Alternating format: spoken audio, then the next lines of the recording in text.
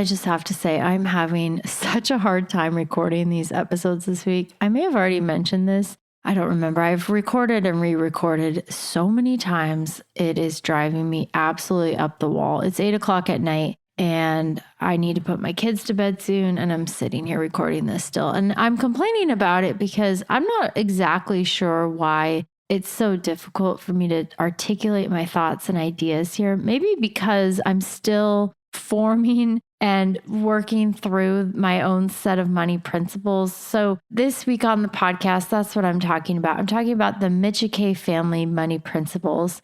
It's a framework that I created back in 2019 as a way to help guide the financial decisions our family makes. And today I want to talk about the third leg of the stool, or I was using the analogy earlier of a house. So lifestyle decisions about career and work and making money, spending money, lifestyle, where you live, the things you buy, the materialism or lack thereof that you have. It's all about lifestyle, and with the goal being to live a strategic lifestyle. So I talked about what that meant. And that's really the foundation. If you only have one set of principles or framework for making decisions, make it about lifestyle, because everything else kind of flows from that. Now we're starting to put up the walls. That's giving.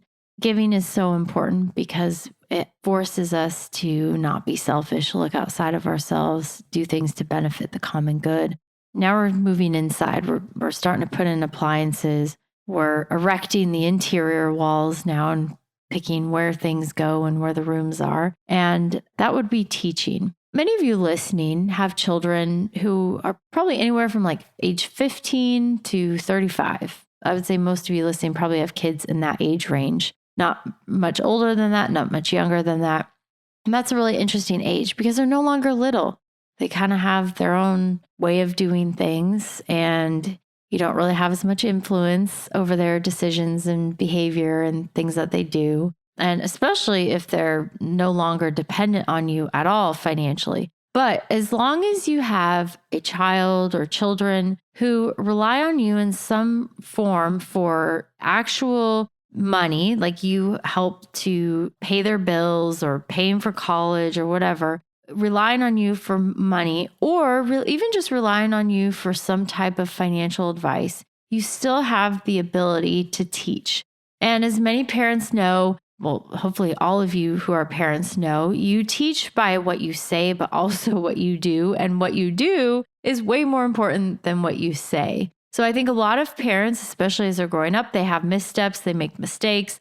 They don't necessarily want their kids to know that, like, hey, I'm not so great with money, or maybe I wasn't so great with money at one time, or maybe I spent too much, or maybe I had some real serious hardships or bankruptcy or whatever that was. So I think a lot of parents, too many parents, are reluctant to teach their kids, but it is so important. We have to pass on our values and beliefs and give our own children a good foundation for life. And we do that through parenting without, of course, controlling them, mind control. It'd be nice though if I could do that on my kids. So we want to prioritize teaching specific things. And the things that I want to teach my own children, I wrote this down so I don't lose sight of it. Gratitude, responsibility, delayed gratification, proper incentives and understanding how incentive structures work. And I also want to teach them about investing, saving, and giving.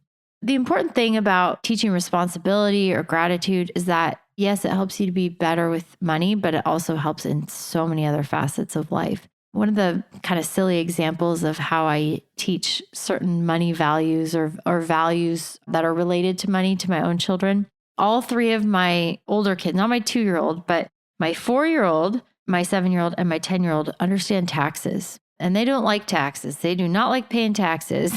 We've already established that. And the only reason they know about taxes, my 4-year-old, is that every time they ask me to open something, so like a little bag of Cheez-Its or unscrew the top of a Gatorade bottle, if I have to do it for them, I take what's called a mommy tax.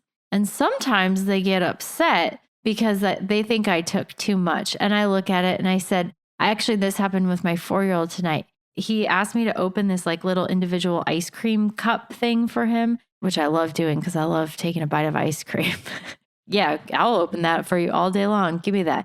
But he knows that if I open it for him, I'm going to take a mommy tax. And he got so upset because he said, that was too big of a bite. I looked at it and I said, no. That wasn't even close. I could take up to 40-50% of that thing if I wanted to. And that would be taxes. And my husband, who's a CPA, he looks at it. He goes, that's not even a capital gains tax. And my 4-year-old looks kind of sideways, like, whatever. I have no idea what you're talking about. But he does understand taxes and how they work.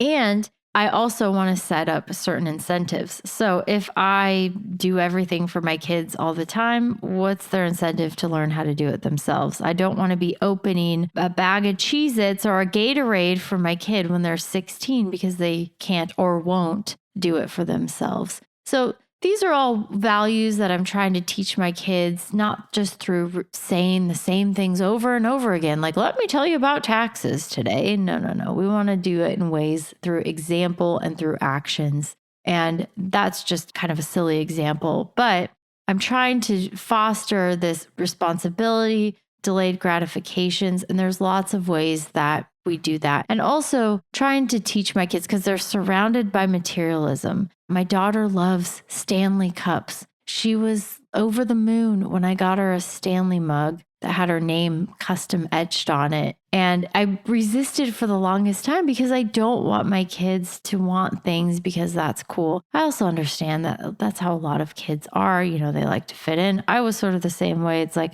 I played basketball. You want to get me shoes that are anything but Nike as a kid growing up? No, thank you. I will not be wearing those. I will be wearing Nikes.